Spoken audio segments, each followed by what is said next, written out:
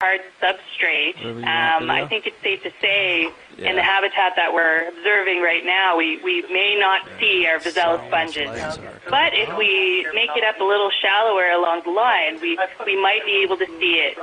But we are in an area with a higher sea pen probability, so this is great validation for that model. Yeah, thanks for that clarification, Lindsay. I didn't get the memo on the shifting track. It didn't bagging size. Bridge nav, go ahead. And I think he's eating something. You can come in. This lobster that we're seeing right now, Megan, is this the same kind that you might see in a restaurant up here in New England or Canada? You'll be ready for some moves? I would think so.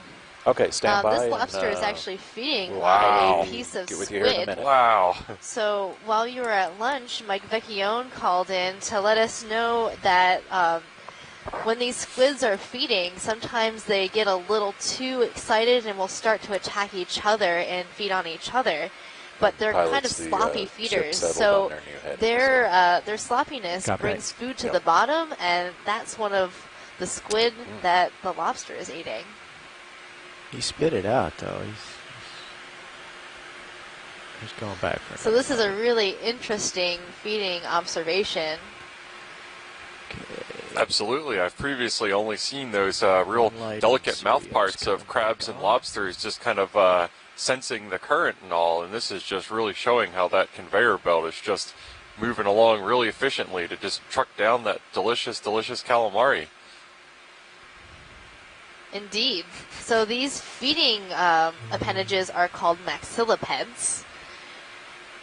And so they have a set of 3 maxillipeds within their mouth. And they help, all those little arms help move pieces of food into the mouth, into those jaws that are right in the center.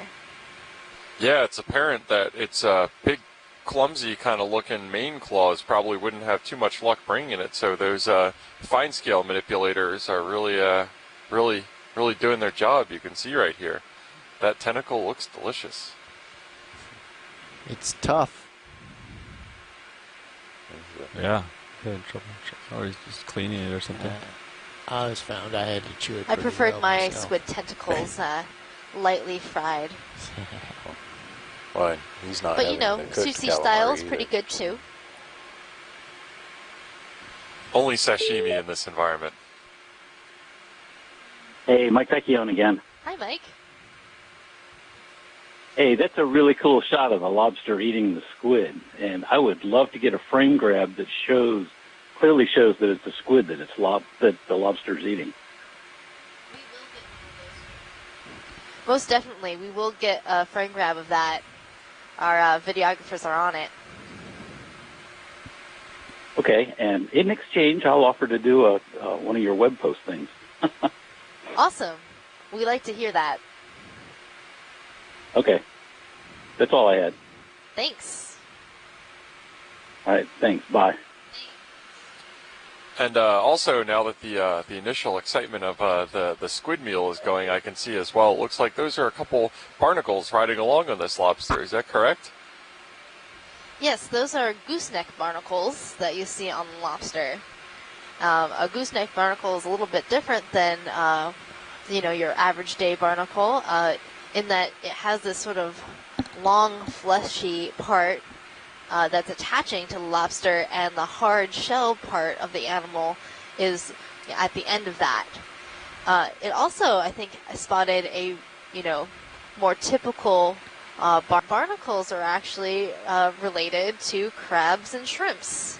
And those little fan-like structures that you're seeing are actually the legs of the organism poking out, and they're how the barnacle feeds. So it's sort of an interesting body plan compared to other crustaceans. I know that's the case for crabs, so it wouldn't surprise me if it was also the same for lobsters too. I remember doing that in biological oceanography lab. And some lobsters and crabs, you can determine their sex based on the size of their claws. I'm not sure if it is the same for this Canadian lobster. Guys.